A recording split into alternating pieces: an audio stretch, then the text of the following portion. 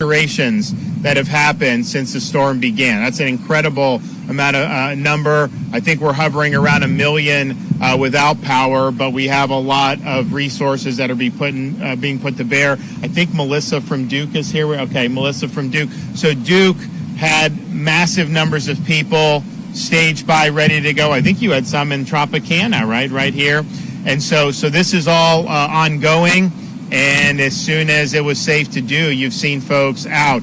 So Pinellas, most of Pinellas has power restored at this point, most of Hillsborough, but there's going to be some areas that are going to need attention, and so they're doing that. So we really appreciate that, and we know that that's important. We're also now, Florida Department of Transportation, they've cleared, I think it's over 8,000 miles of road with their cut and toss operations. I-10 is open, I-75 is open. They're working on these bridges. We were able to come in from Tampa Airport across Howard Franklin, going westbound. I don't think they've opened it up eastbound yet, but that will happen. And they're going to do the same with Courtney Campbell and with the Gandy. Skyway, I know, is open for at least emergency personnel, and they were going to open that for the general public as soon as possible. All airports in this region other than St. Pete Clearwater are back open, and we anticipate St. Pete Clearwater will be back open very soon. Now, I know some folks had to leave under evacuation orders. I don't know if they're able to get back yet based on how the local officials are navigating that, and hopefully you'll be able to get back as soon as possible. You know, you may have extensive damage where you can't stay in your home.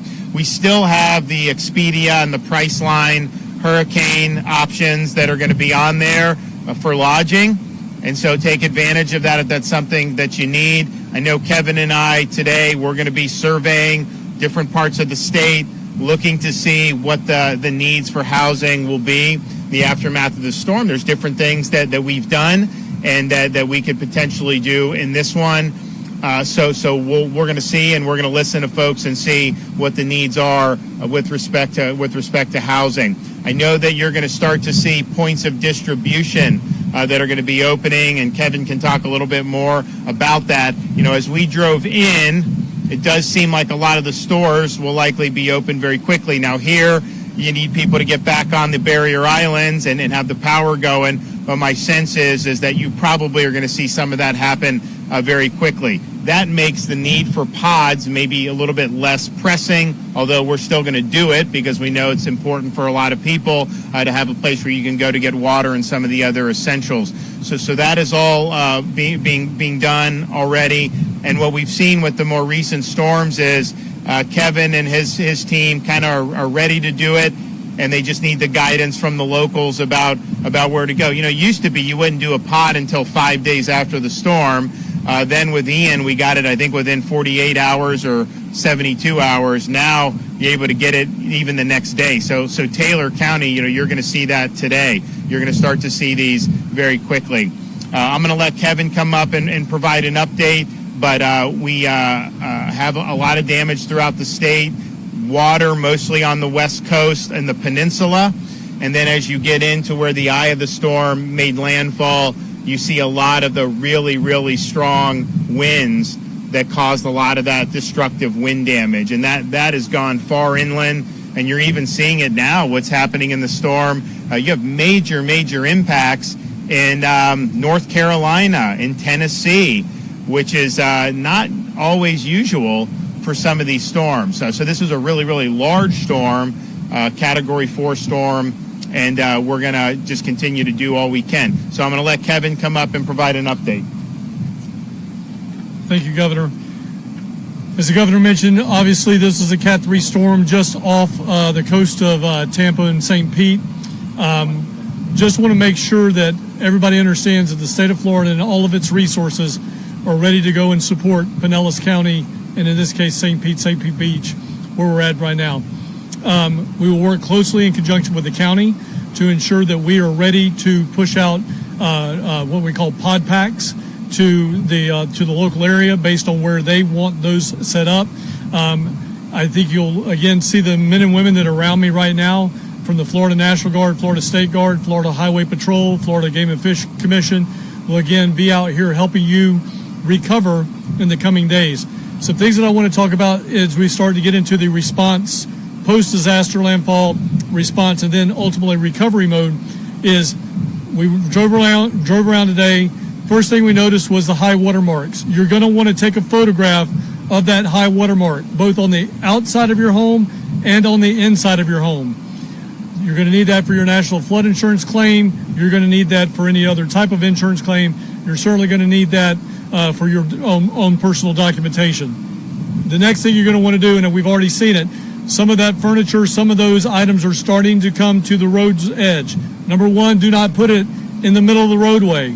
But we would like you, for ease later with the debris companies, go ahead and start separating that.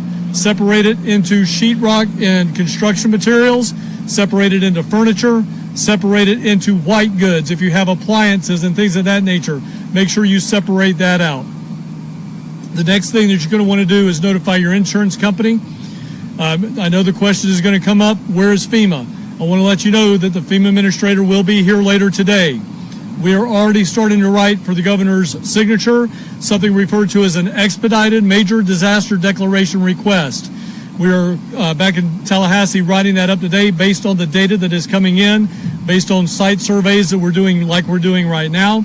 We will put that up in a request through FEMA Region 4 to headquarters and ultimately to the White House, requesting an expedited major disaster declaration for all categories of work. That's on the public sector side and the government side. And then we'll ask for individual assistance with numerous categories for homeowners. So please stand by. We're going to get that paperwork up. Hopefully we'll get a very, very quick response from FEMA. I know the FEMA administrator is looking for that paperwork already. Again, I want to echo what the governor said today about the National Hurricane Center. They did an excellent job on getting this forecast. That has never been done in the history of the National Weather Service and National Hurricane Center. If you go back to see what was done for Hurricane Michael, which was a very similar path, they predicted a tropical storm landfall, and we all know that that was a Category 5 on a potential tropical cyclone. In this case, they were very bold. They made a move.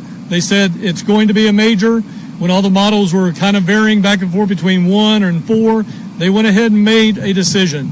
I applaud that decision along with the governor. So thank you guys down at the National Hurricane Center, the FEMA Hurricane Liaison team. Really appreciate you guys. National Weather Service, local branch offices, really appreciate that. So again, in recap, we're here for you. We're going to continue to be here for you. Go ahead and start taking those photographs. There's going to be bureaucratic things that happen in the future. When you start to apply for individual assistance, they're going to want receipts. They're going to want photographs. Make sure you do that now. All right. The maximum award for a FEMA grant is usually around $70,000, give or take.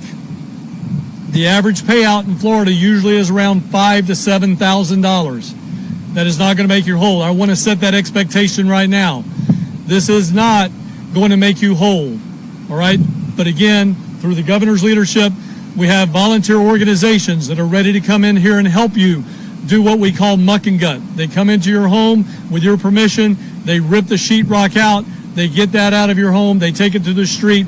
They will start helping you air out your 2x4s, your studs, and then try to help make you as close to whole as they can. But those nonprofits will be coming in. Again, go to the Hope Florida website. Start filling out the necessary paperwork. We'll be announcing more information about crisis cleanup in the coming future. We have worked with crisis cleanup at Hurricane Ian, Hurricane Idalia, Hurricane Debbie. They've been a great partner. We'll look forward to putting out more information on that later today. Again, Governor, thank you so much. Melissa, thank you for our calls last week, getting folks ready to go for this. And again, General Haas, thank you so much for your support as well. Yeah, and so Kevin mentioned on the muck and gut, obviously homeowners here are very savvy. They know how to take care of their homes, but to the extent people need assistance with that, because we were driving around the neighborhoods here and you saw the water lines on the house. It was in some instances a couple feet, 3 feet, even right up to the doorknob on a lot of the residences that we saw just in this little stretch of Barrier Island here in Pinellas County. We have groups, I know they've already talked to like Operation Rubicon that goes in and helps with that. And so that's helpful, I think, for elderly. for people that may not be in a position where they're going to be wanting to do work on their house. We're also going to be discussing turning on our home repair program that we started a few years ago, where we work and negotiate with Lowe's and Home Depot, and we get a good price for all the supplies and tools, and then these nonprofits go in and utilize that to help with the muck and guts. But yeah, you're definitely going to need to see that here. I mean, the bad news is this was some significant storm surge. The good news is a lot of those homes that had the water up 2-3 feet, that you can fix that. And that's probably not going to be the case in Taylor County with what happened to some of those places where they were just completely destroyed. So I'm looking forward to seeing some of those groups come on. And then we'll also look to see what other types of housing missions that there can be, and there may be some other things that we can do. When we see these storms coming, we always assume we're going to get hit if it's possible for us to get hit. And so we take a lot of preparations by the state. We have the assets and all that, and that's great, but that would not ultimately be enough if we didn't have strong partners throughout the state of Florida. And so when we have these storms, everyone is in agreement that power restoration as rapidly as possible really helps with the response and the recovery. You've seen in other parts of the country just recently, people weeks without power for like a Category 1 storm. Here in Florida, we've worked really hard to not have that happen, and that has happened in the past, even here many years ago. So we've had great partners with FPL, TECO, and then Duke. And I think you saw Duke had amassed a lot of linemen in different parts of the state. I think they had Tropicana Field, massive numbers of folks, and then they had at the villages. They had a big area there too.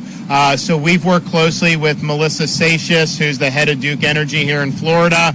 I want to thank her for really leaning in and taking these storms very seriously and really wanting to provide really strong service for their customers, because you just take it for granted. You turn the light on, you get the charge, but when times like this happen and you can get power on quickly, that really is something that I think a lot of people appreciate. So Melissa, why don't you come up and update on your efforts? Good afternoon, everyone. I would like to start first by thanking Governor DeSantis for his leadership, and also the leadership that Kevin Guthrie's organization with emergency management displays day in, day out, 365 days a year. As Kevin indicated, I think we started talking last weekend about this particular storm development. So I want to give you a quick update on where we are in Pinellas County. So as of 12:30 this afternoon, we had restored 99,000 customers here in Pinellas County. We still have a little around 200,000 customers that are without power, but that number is decreasing as we speak. We are doing things concurrently. We are continuing to restore and perform damage assessment, especially in those hardest hit areas that sustained flooding, such as parts of some of our restoration. But we work very closely with the county EOC to ensure that we can get onto the island, that we can begin damage assessment, and we can restore power as soon as possible and help our customers get back to their lives. And later this evening, we will issue an estimated time of restoration for our customers in Pinellas County. People want to know when the power is going to be restored. We know how important that is to every resident. So we will issue that this evening sometime around 6 to 7 p.m., an estimated time of restoration for Pinellas County. Duke Energy has the privilege of serving other parts of the state, including places like Taylor County that sustained, along with many of our other Big Bend counties, sustained the brunt of this storm. We are going through the same process there, damage assessment, restoration, and working with those county officials, and also, of course, with the state. What we ask is that our customers continue to be diligent about their safety, stay away from any downed power line, always assume that it's energized, debris in the road, don't try to remove it yourself. There could be all kinds of hidden dangers in there, and we want you all to remain safe. You have our commitment that we are working 24 hours a day to restore service, but in many places we will have to rebuild service as well. So thank you for your time today. Thank you for your patience. We very much appreciate every single one of our customers and, of course, the leadership from the state of Florida. Thank you. Thanks. And that's when these storms happen, if power lines are down and there's no debris, that's relatively easy for them to go in, fix the pole, fix the line, and reconnect. Sometimes you'll have to rebuild the underlying infrastructure when the storm is significant, and that's more challenging. And then there's other times, and I don't know as much about here because I don't think we suffered as much wind damage in this part of the state as we did in the Big Bend, but if there's debris in the way of being able to you got to clear the debris, and that can be hazardous. So there's a lot that goes into it, but we appreciate what the utilities are doing, from the private companies like Duke and FPL and TECO, to the municipal cooperatives, the rural cooperatives, all these cooperatives. Everybody has been taking this very seriously, and there's a lot of people, tens of thousands of people, are working very hard at reconnecting everybody with the power. Okay, with that, I'll take some questions. Yes, ma'am.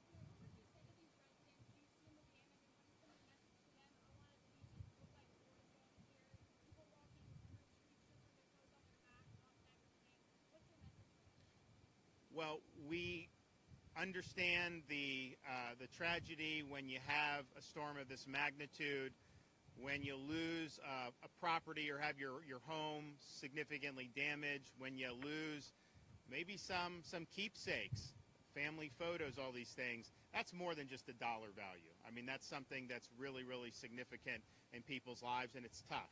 And we understand that.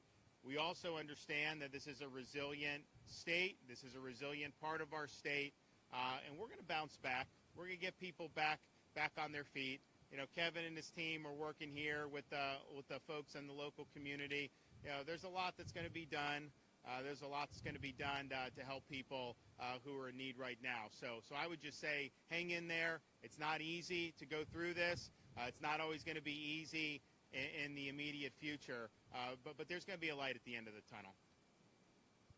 Governor, is it hard or a little bit more difficult being at your home county, like where you grew up, coming back and seeing some of the destruction? You know, it's interesting. I actually thought back. I mean, in the 80s, I remember, you know, I'm growing up in Dunedin, and we were paddling in the streets. We thought that was like, as kids, you know, we're out there doing that. And I didn't think much about it at the time because I was very young. But the reality is this part of the state is very low-lying, very susceptible to these types of water intrusions. And so you have a storm that didn't come within 100 miles of the coast and yet churned up this really, really significant storm surge. And so, yes, I have a point of reference here. These are really great communities. I mean, I'll tell you, I always tell people that if you look around the country and you did the top 5 or 6 beaches in America, you'd have several of them right here in Pinellas County would make the top 5 or 6, no question. It's a beautiful part of the country. It's a beautiful part of America. And yeah, it's difficult to see things that are, you know, not tidy. You see trash. You see the effects of major storm surge. But I also understand this is a great place to be. We're going to get back up, and this place is going to do well. It just is, because it's there's very few places around like it anywhere in the country. Yes, ma'am. I don't know if you heard, but it's about 25% of residents can't flush their toilet or put showers and run anything down the drain. Sometimes residents we're under mandatory evacuation, but a lot of those residents who live there weren't under mandatory evacuation. Right. Do you think the city should be more proactive in at least letting residents know if there's a 50-50 chance that the food plant would get shut down or that would happen? So what you're going to see from me is, you know, I'm not going to be out wagging my finger and second guessing folks in the aftermath of the storm. You know, you have people that get elected to make those decisions locally. But what I will tell you is, when these things have happened in the past, if there is a request from the state to offer some assistance, Kevin and his team will do that. And we have helped. We helped in Lee County. They had similar things after Hurricane Ian. Maybe you don't need it, that's fine. But if you do, talk to Kevin, talk to his team. There's different things that potentially we can do to be helpful in those situations. But yes, I am aware of the problem, and St. Pete's not the only place in Florida that is having issue with some of the sewage. And so again, any of these municipalities or counties, if you need some support, I mean, I guess we've got, Kevin, we've got the National Guard unit that we've used before to help. Yeah, so we've got some assets, but ultimately, I think we just got to try to get through this stuff together.